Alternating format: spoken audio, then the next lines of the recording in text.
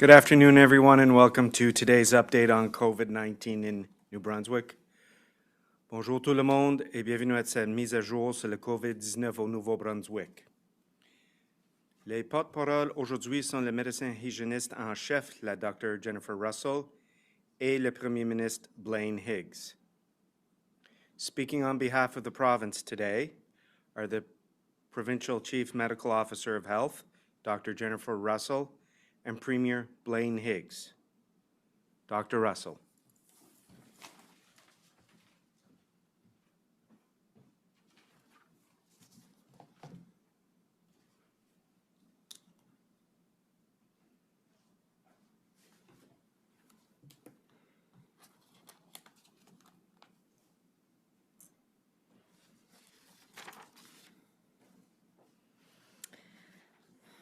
Good afternoon. We are approaching the Easter weekend, and under normal circumstances, this would be a time for fellowship and family with gatherings and celebrations across the province. But these are not normal circumstances. This is not the time to visit your families or attend church services, indoors or out. It is not the time for ATV rallies or river runs or other gatherings that traditionally take place on Easter weekend. It is the time to stay home, in your home, because staying home will save lives.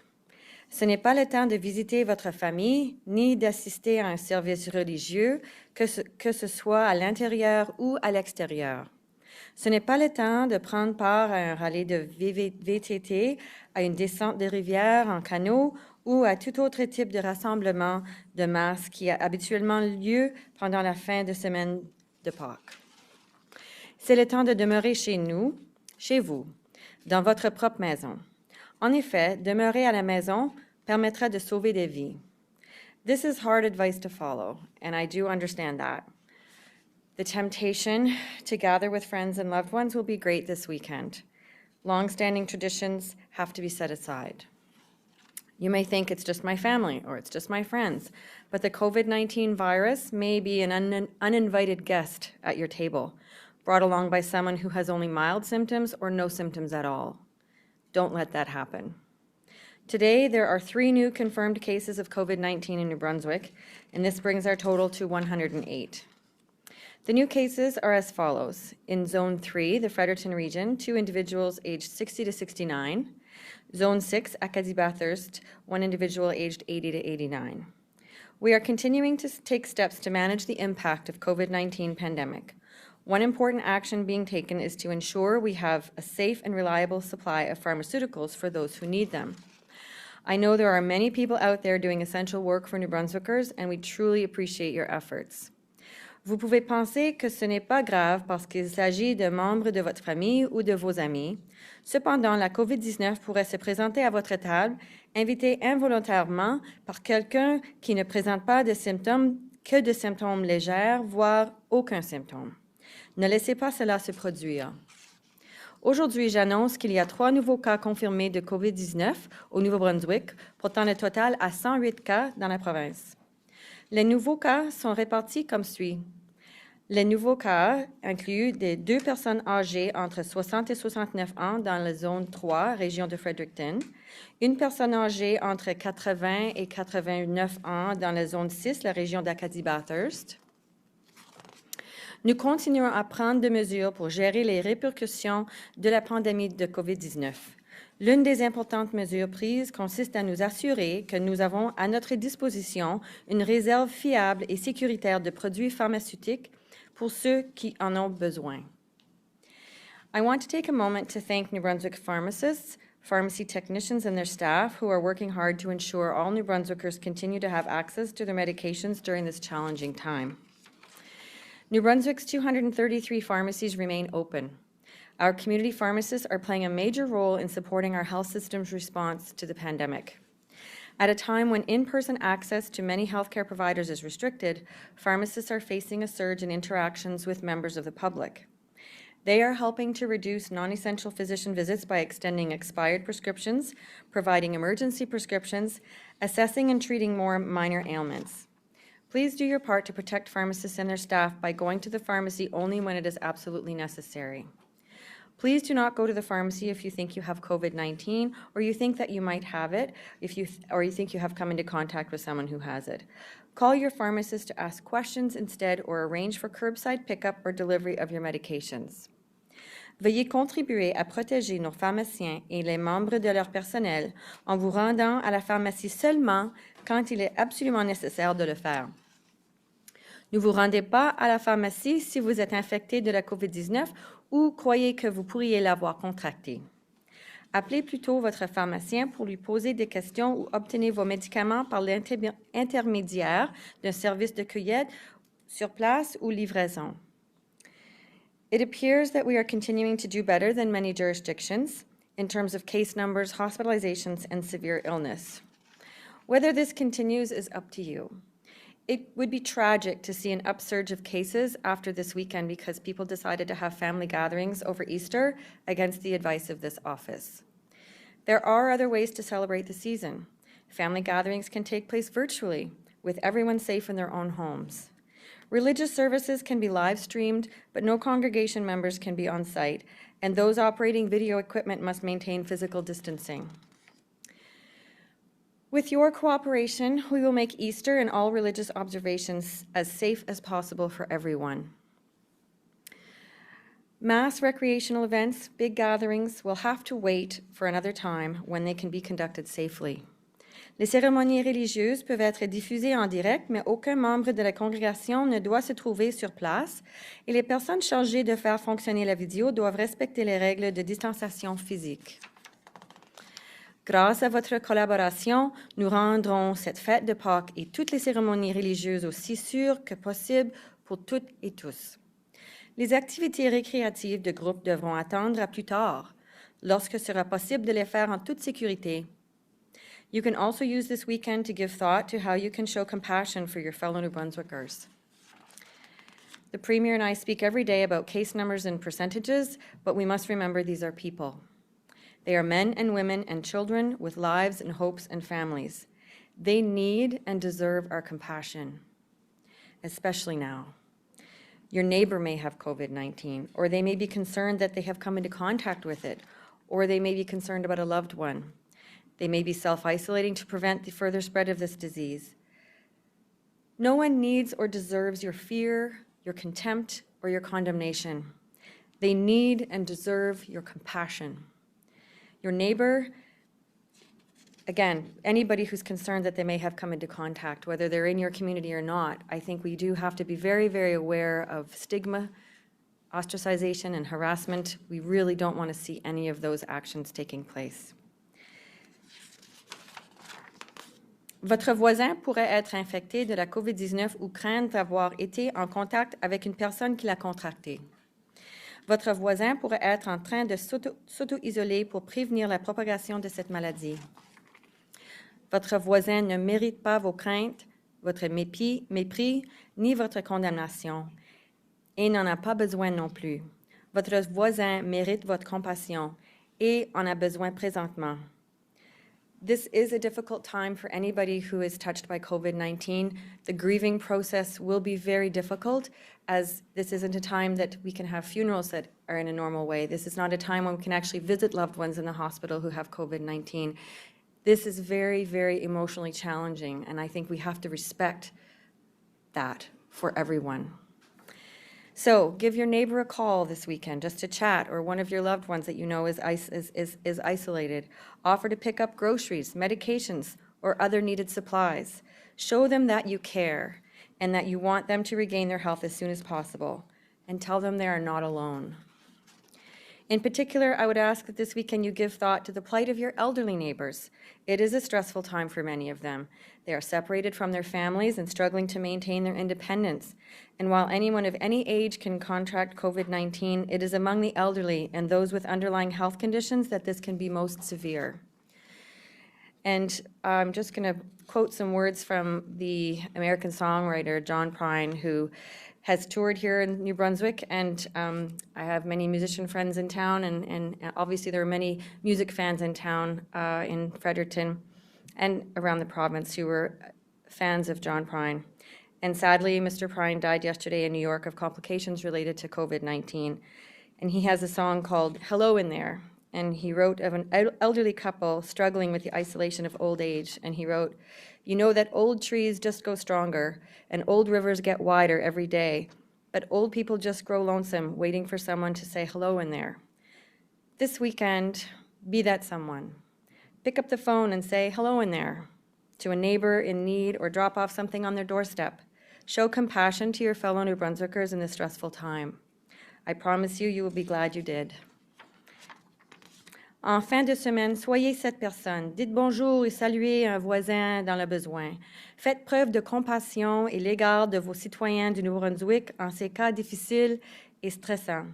Je vous garantis que vous serez heureux de l'avoir fait. Merci beaucoup.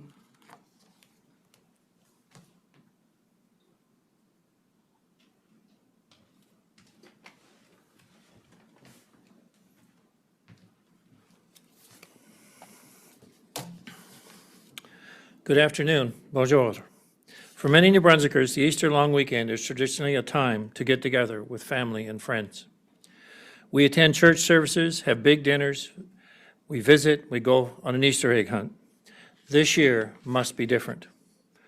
Lorsque vous quittez la maison pour acheter des produits comme l'épicerie, rappelez-vous de choisir une seule personne de votre maison qui sera le commandateur désigné lorsque c'est possible. I understand that for some, it isn't always possible to leave your children at home. If you see someone shopping with a child, please be kind and remember that you don't always know the situation another person is experiencing. The majority of people are doing their best and doing the very best they can during this challenging time. It is very important, however, that we obey the directives set out by public health. The impact if people don't obey the rules, if people don't stay home and maintain physical distancing, this could be catastrophic. Certains d'entre vous pensent peut-être que nous sommes trop prudents, que nous exagérons le danger.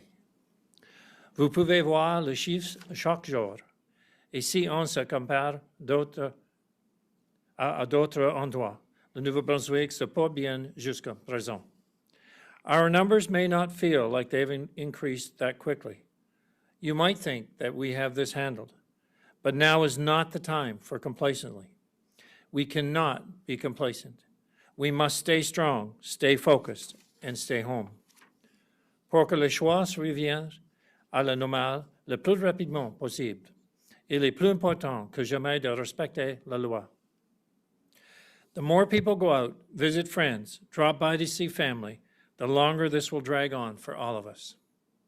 It is important to remember that while we are talking about numbers, those 108 cases identified thus far are people with friends and loved ones of their own. Certaines de ces personnes sont à l'hôpital, certaines en peur. Leurs amis et leurs familles ne peuvent pas les aider. When you have COVID-19, no matter how sick or scared you are, you must be isolated for the safety of others. No one wants that for someone that they love. That is why this weekend I won't be having Easter dinner and visiting my mother. It is why I won't be enjoying an Easter egg hunt with my grandchildren. And I won't be the only one making these sacrifices. Nos travailleurs de la santé seront très occupés pendant la fin de semaine. Mais ils ne passeront pas de temps avec leurs familles et leurs amis, comme ils leur volent. Ils vont plutôt fournir leur part des efforts pour assurer la sécurité des gens du Nouveau-Brunswick. Our law enforcement officials will be also out and about this long weekend, doing their part to keep New Brunswickers safe. Their goal continues to be to educate and advise about what must be done to flatten the curve and slow the spread of COVID-19. Ideally, no one will be ticketed. Ideally, everyone will be following the rules.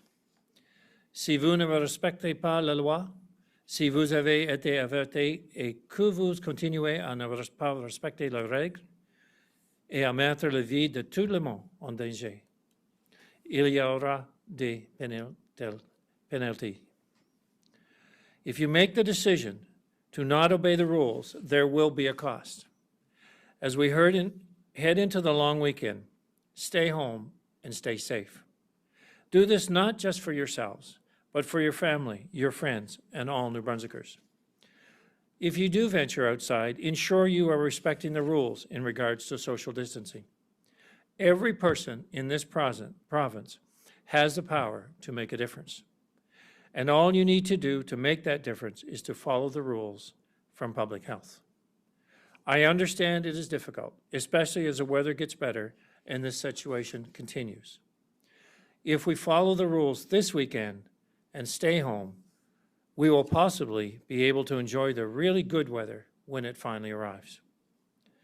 We live in a beautiful province, and under normal circumstances, we'd like to get out and explore. We know there are at least 2 ATV rallies planned this weekend. That is a mistake.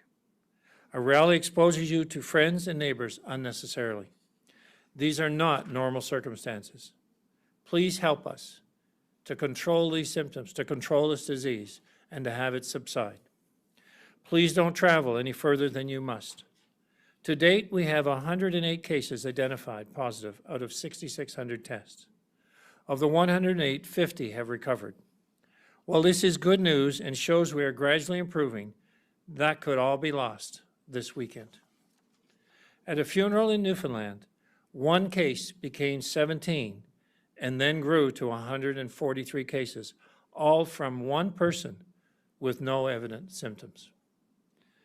Plus vous allez loin de votre maison, plus vous pouvez être en contact avec des personnes, et plus grand est le risque pour vous et les autres. Une fois que cette pandémie sera terminée, notre belle province sera toujours là, prête à être explorée.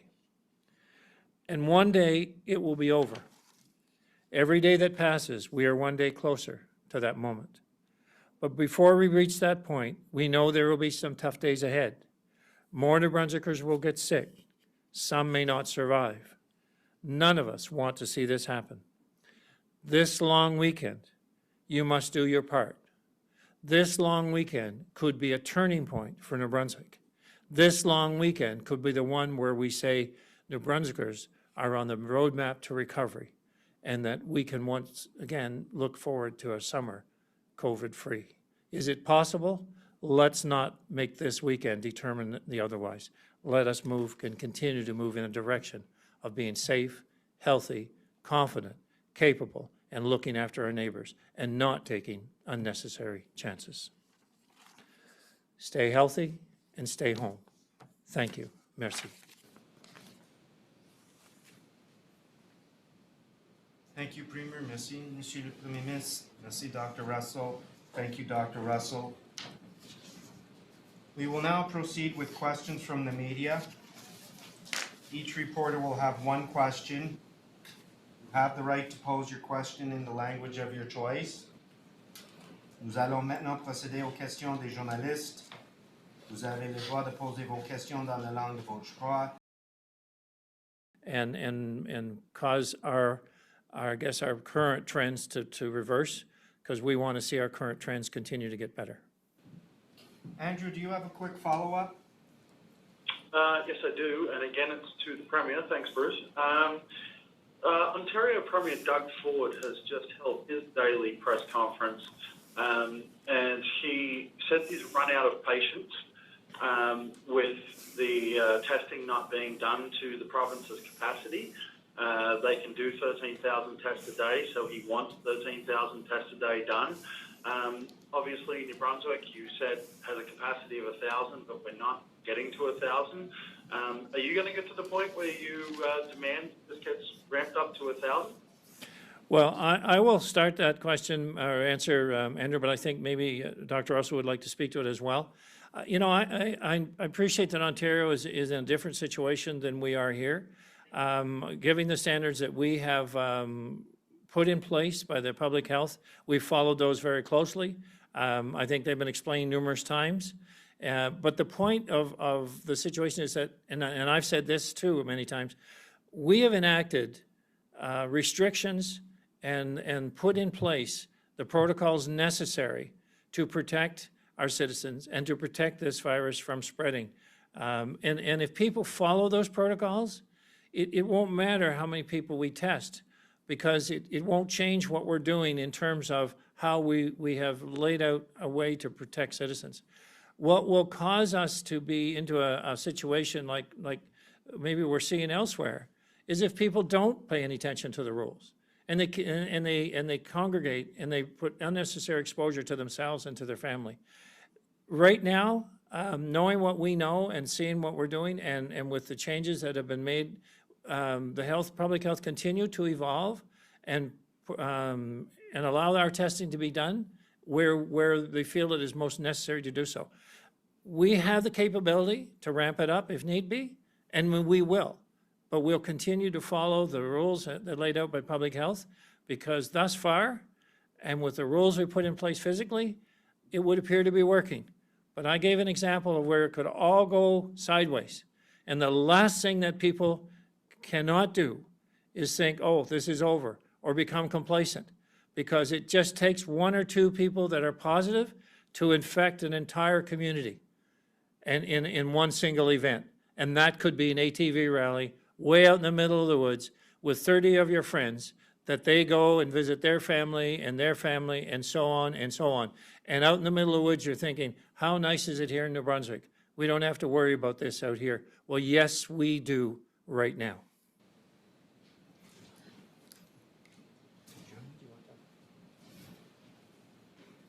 Thank you, Andrew. Elizabeth Fraser, CBC. Hello, my question is for Dr. Russell. Evidence suggests COVID-19 in children may cause a very mild response, maybe even look like the common cold. At this stage in the COVID response, what symptoms in teens or children would indicate a need for COVID testing? And also, what is your message for adolescents who can't seem to resist meeting up with their friends? So that's two questions. So the first question is around testing. The information that we've provided to the 811 staff, they are able to take questions around symptoms. That's true. And if they feel that there's a need or a concern based on the answers provided and based on the risks that they perceive, then they would recommend testing. Just like the beginning of the outset, I've said several times, the family doctors who are working virtually can also provide some guidance and offer appointments. So I urge people to also go through that route if needed. And yes, we are seeing milder symptoms in younger people, but that doesn't mean that it's zero in terms of the cases that have occurred in other jurisdictions. For adolescents, we are saying that we don't want to see anybody visit with people outside their own homes. So that is the advice that for whatever age you are. So whether you're a teenager or not, we are recommending that you do not socialize with people outside your home. Elizabeth, do you have a quick follow-up? Yes, I do. It's for Dr. Russell. Shanix will soon be requiring employees to wear non-medical masks at work, except in situations where it's necessary to wear N94 masks. Do you think this is necessary for those employees to wear non-medical masks at all times? And if so, why aren't employees in hospitals or other long-term facilities doing this? Well, the research recently has just changed with respect to what we've gotten from Public Health Agency of Canada. So I do have some communications in the works for healthcare facilities and nursing homes, et cetera. So the information that we have now is around asymptomatic or pre-symptomatic transmission, and it's about protecting others from becoming infected with you. So there'll be more information coming out around that, but as of right now, that's the basis of the recommendations. Thank you, Elizabeth. Michel Corriveau, Radio-Canada. Bonjour, c'est une question pour le Premier ministre au sujet des pêches. Est-ce que la province pourrait avoir un fonds d'urgence pour les entreprises dans le secteur des pêches aux morts et aux crabes si jamais il y avait des pertes ou si la saison était annulée?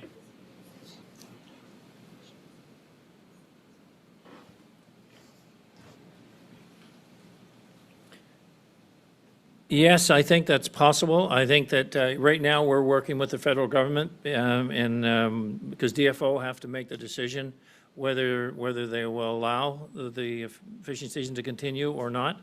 And we're working with them to see what that looks like. I know in different parts of the province or in our Atlantic region, it means different things to different people in terms of lobster fishing and in some cases, export of live lobster versus New Brunswick, which is a processor. So obviously, if DFO makes a decision that, negative reflects our situation here, we'll be looking for compensation for the fishers for that industry. Merci. As-tu un suivi, M. Corriveau? Oui, M. McFarlane. C'est pour M. Higgs toujours.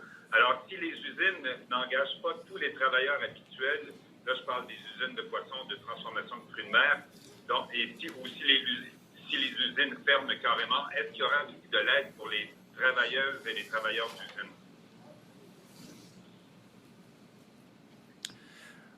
I think the same kind of the same logic would apply if these facilities aren't able to open up as they normally would.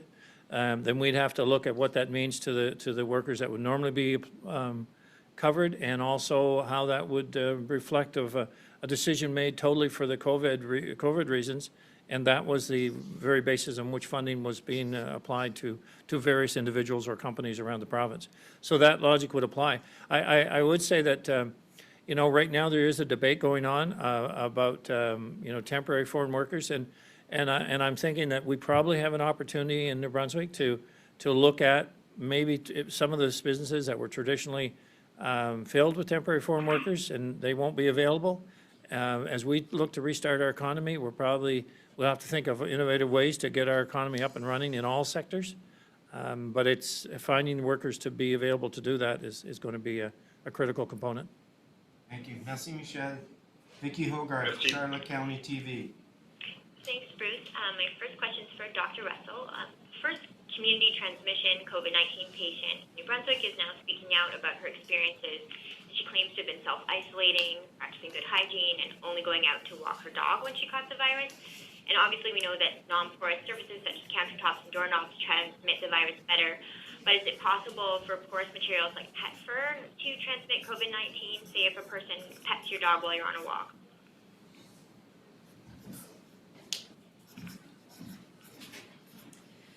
So earlier in the pandemic, we did have some information around how pets can be involved or not involved in transmission of COVID-19, and the research was definitely not definitive. So our advice was if you were self-isolating, that perhaps you should not self-isolate with your pet, but we do recognize that pets are members of your family, and so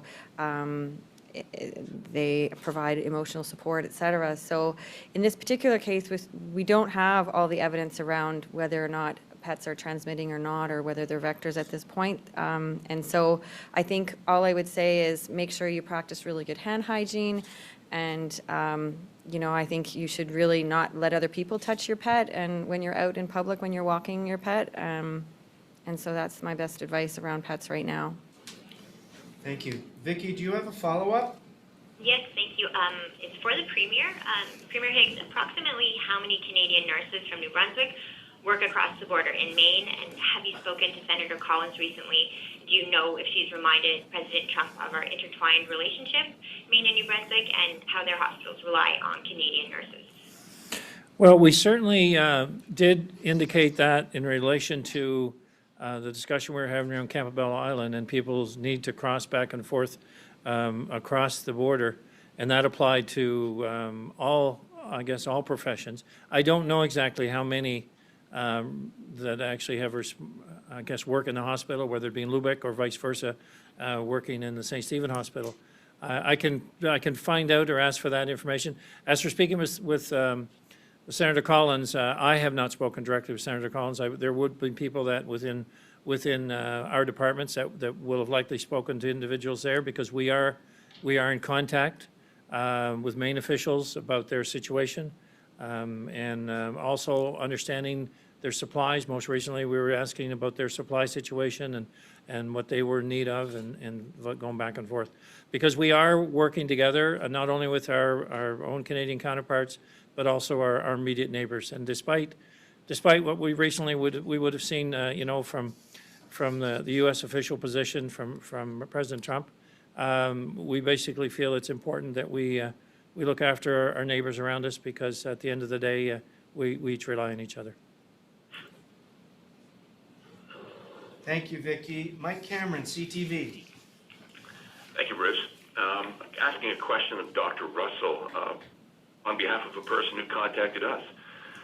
They were wondering if testing for COVID-19 would be expanded to include any workers or residents of a senior's residence or nursing home where a case has been identified. They were thinking of the Shanex case in Quispam-Cis, but the same question would apply to any senior's residence or nursing home in the future, I guess. I mean, will residents in those cases and workers in those cases be tested?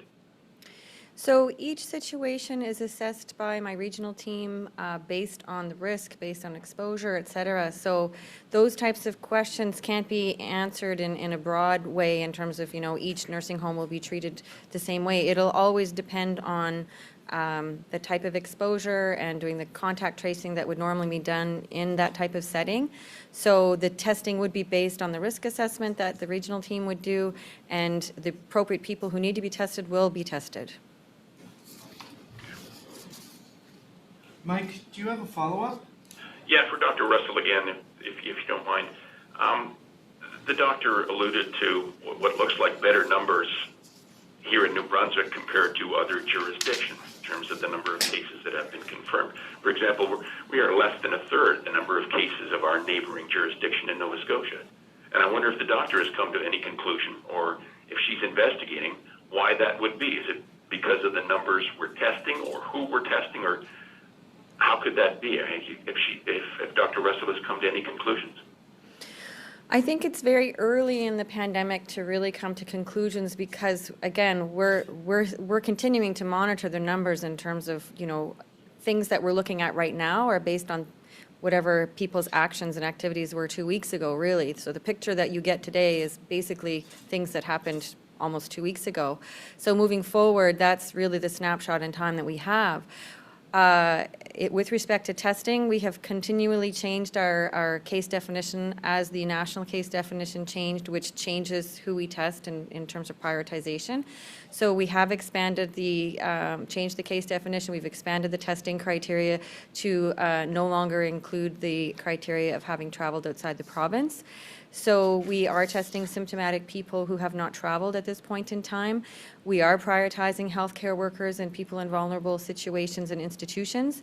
And we have, for a couple of weeks now, been doing what's called Sentinel Testing, where we were testing people in the hospital and in emergency departments who were not considered, who hadn't traveled either. And so this has been going on for several weeks, and none of those test results came back positive. So these are good indications that we are on the right track at the moment, but that doesn't mean that we'll stay on the right track. Obviously, the other indicators that we're looking at would be hospitalizations and ICU admissions, because we know that those are a reflection of the total population in terms of how many people have been infected. So as you see the number of cases go up in total, you will see a proportionate increase in the number of hospitalizations and a proportionate increase in the number of ICU admissions based on the hospitalizations. So there's the total number, and then the percentage that's hospitalized, and of the hospitalizations, the people who are in ICU, et cetera. So those are some of the indicators that we're looking at.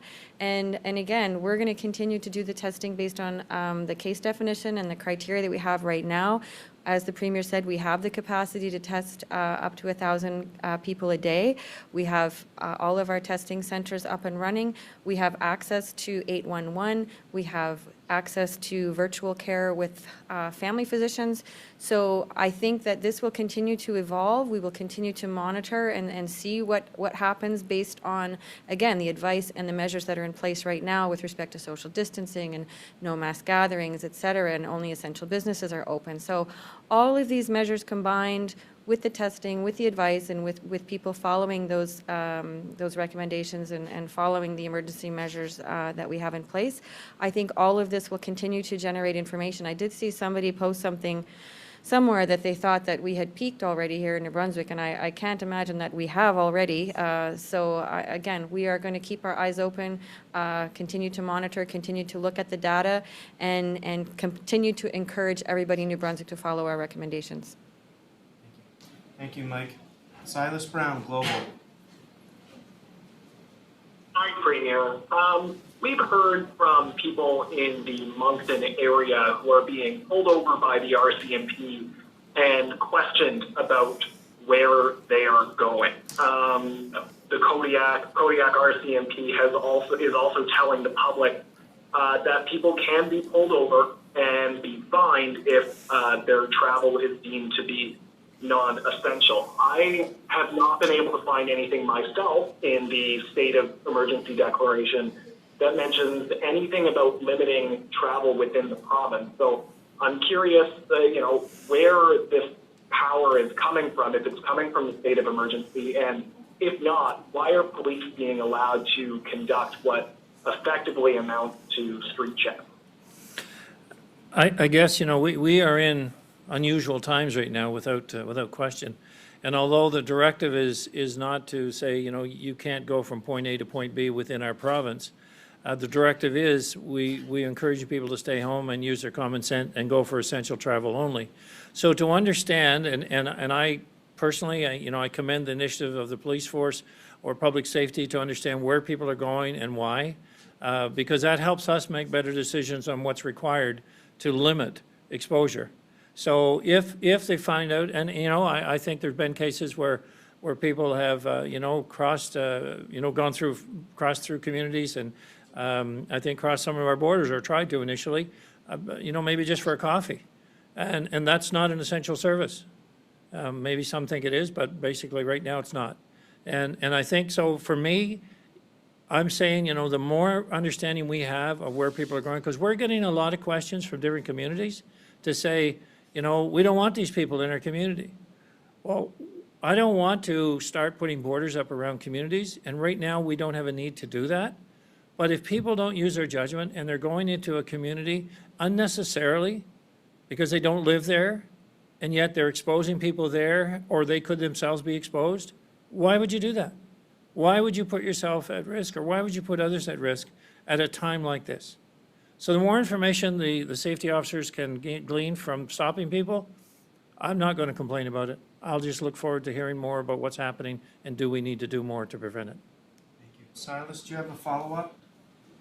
Yeah, can you be extremely clear with New Brunswickers here and tell them, what exactly they can do? If somebody, for example, this weekend feels like going for a drive, not necessarily even leaving their car, can they expect to be pulled over and fined by provincial police for doing that? I don't think they will be fined. They could be pulled over and asked. Now, they might be fined if they're speeding or doing something other than that. But if it's a car full of people going somewhere, well, right there's a violation, because we're saying and they're not family members. So let's say you saw a group of people traveling, and they're questioning, are these family members or are they not? Now, I would say then that's reason to pull someone over and find out what's the situation, because that would not be practicing our social distancing requirement.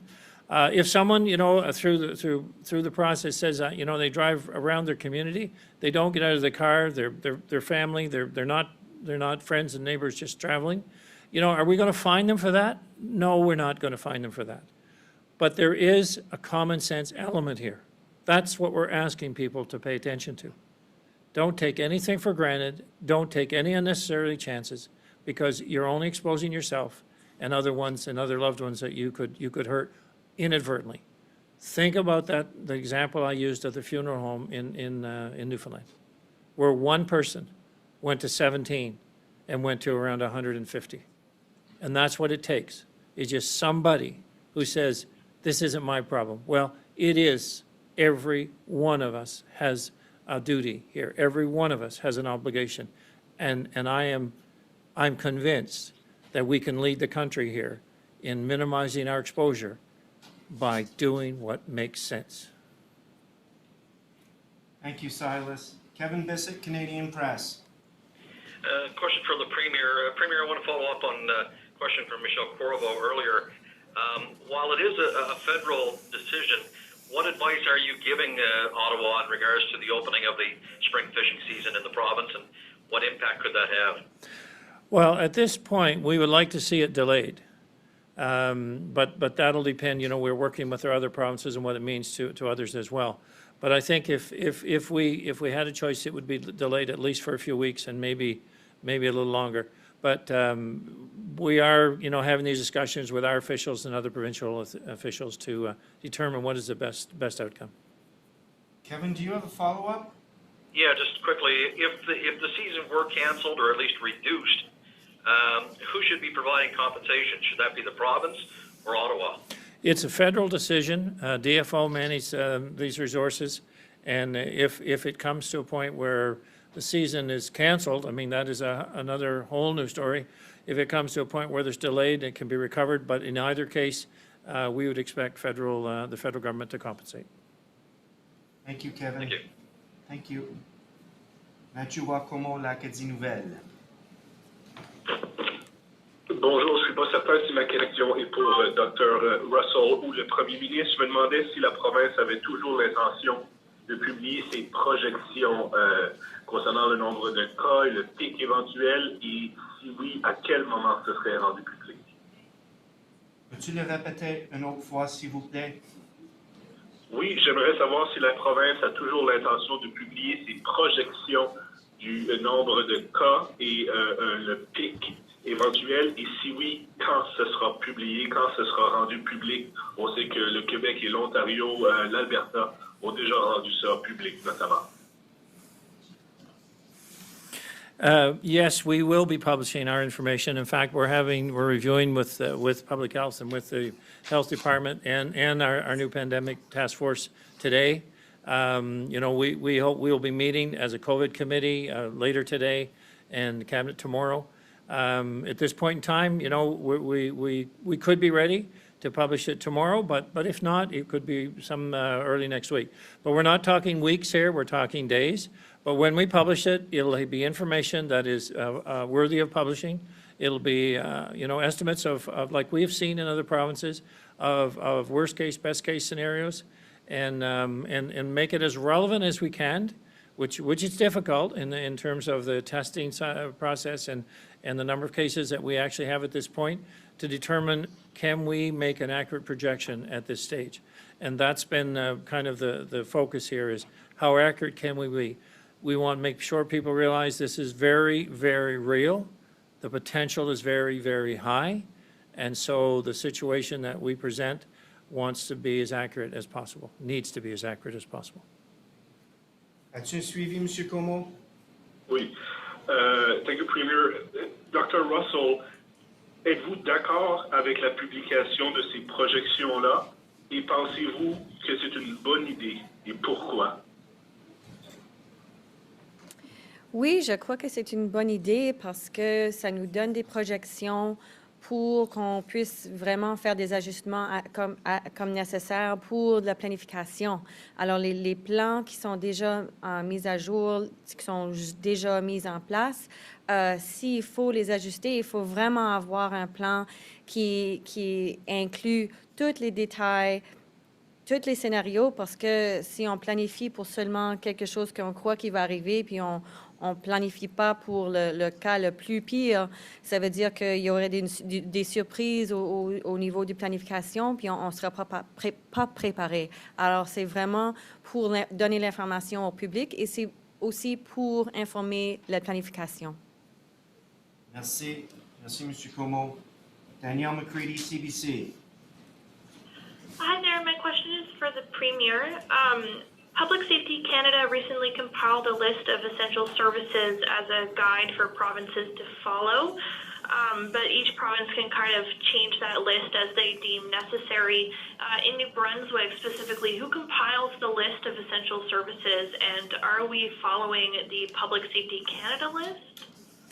So I can't give maybe an accurate statement on the current list and how we're following that, but certainly the list that we are following today was a combination effort from public health, from our health department, from our public safety office. So it was a combined effort looking at actions taken, around the world and in other jurisdictions, and basically following a protocol of what could have the greatest impact to reduce spread and to reduce, kind of a combination of reducing impact while at the same time ensuring that we could maintain both a financial capability, a health capability, and a resemblance of daily activity that people could live with.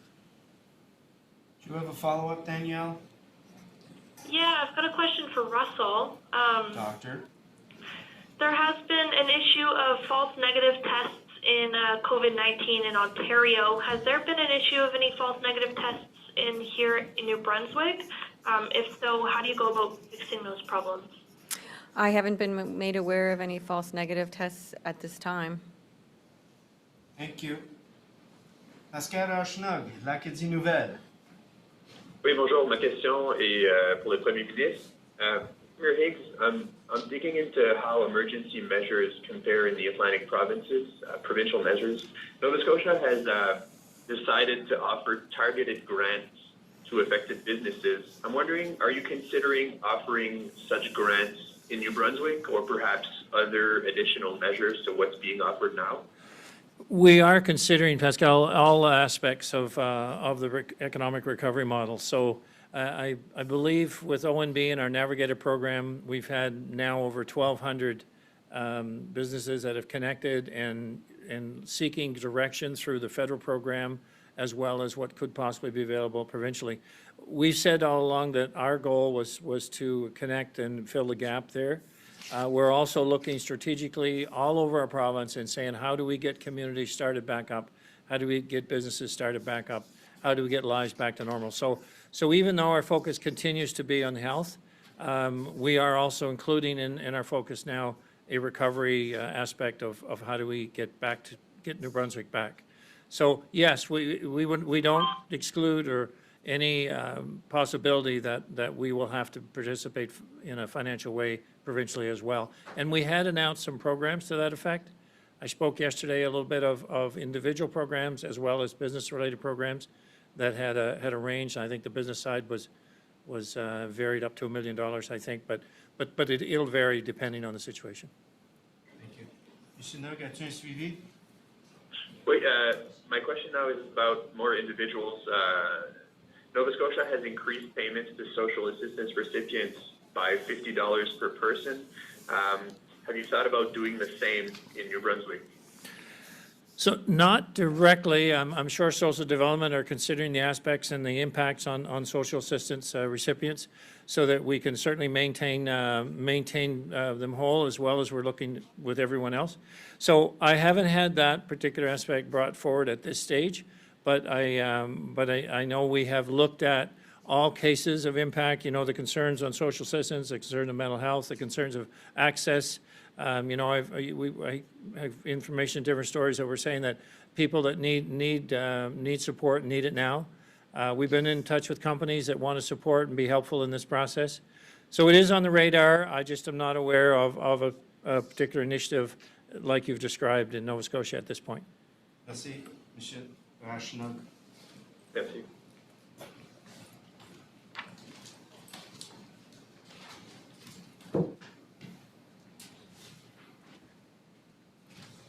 That concludes today's update. Thank you. Voilà la fin de notre mise à jour. Merci beaucoup.